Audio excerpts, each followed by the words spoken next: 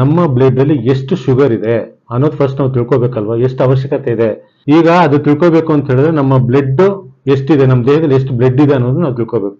For example, ಈಗ ನಮ್ಮ ದೇಹದಲ್ಲಿ 100 ml ಬ್ಲಡ್ ಇದೆ ಅಂತ ಹೇಳಿದ್ರೆ ಅದು 100 mg ಅಷ್ಟು ಶುಗರ್ ಅದರಲ್ಲಿ ಇರುತ್ತೆ. ಹಾಗೆ 1000 ml ಬ್ಲಡ್ಗೆ ಎಷ್ಟು ಬೇಕಾಗುತ್ತೆ, 1000 mg ಅಷ್ಟು ಶುಗರ್ ಬೇಕಾಗುತ್ತೆ. ಸೊ ಓವರ್ ಆಲ್ ಆಗಿ ನಮ್ಮ ಬಾಡಿಲಿ ಎಷ್ಟು ಬ್ಲಡ್ ಇದೆ ಅಂತ ಬಂದಾಗ ಅಪ್ರಾಕ್ಸ್ ಆಗಿ 5 ಲೀಟರ್ಸ್ ಆಫ್ ಬ್ಲಡ್ ಅಂತ ಹೇಳ್ತೀವಿ ನಾವು. ಅಂದ್ರೆ 5 ಲೀಟರ್ ಬ್ಲಡ್ಗೆ ಎಷ್ಟು ಗ್ಲೂಕೋಸ್ ಬೇಕು, 5 ಗ್ರಾಮ್ ಅಷ್ಟು ಗ್ಲೂಕೋಸ್ ಬೇಕು. ಸೊ 5 ಗ್ರಾಮ್ ಅಷ್ಟು ಗ್ಲೂಕೋಸ್ ಅಂದ್ರೆ ಎಷ್ಟು ಅಂತ ಅಂದ್ಕೊಂಡಿದ್ದೀರಾ? ಈಗ ನಾವೇನು ಒಂದು ಟೀ ಸ್ಪೂನ್ ಅಲ್ಲಿ ಏನ್ ಶುಗರ್ ಯೂಸ್ ಮಾಡ್ತೀವಲ್ಲ, ಒಂದು teaspoon sugar is equal to 5 grams of glucose ಅಂತ ಹೇಳ್ತೀವಿ ನಾವು.